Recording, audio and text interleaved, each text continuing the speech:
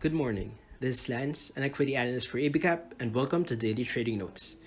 U.S. markets rallied after Federal Reserve Governor Brainard stated that the Fed should do a sustained large-scale asset purchases amid a thick fog of uncertainty. In addition, sentiment was also lifted after Florida reported a daily coronavirus increase below its 7-day average. Dow Jones rallied 557 points, Nasdaq rallied 98 points, while the S&P rallied 42 points. For our market outlook, we expect local markets to trade sideways this week.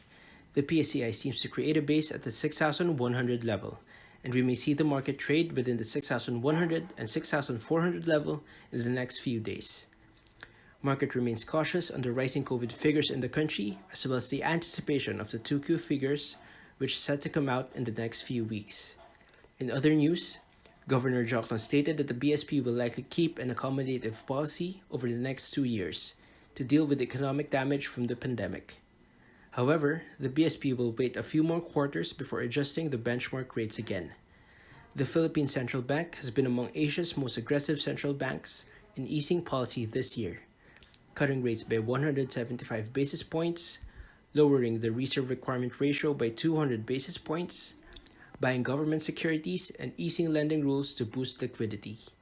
Also in other news, DTI to allow 50% dine-in capacity for restaurants in GCQ areas and up to 75% for those in MGCQ areas starting July 21.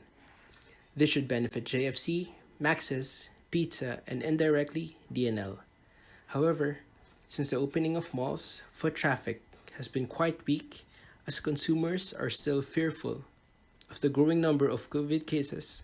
In addition, LGUs set a curfew starting at midnight so that restaurants can operate until 10 p.m. or 11 p.m. to account for dinner sales.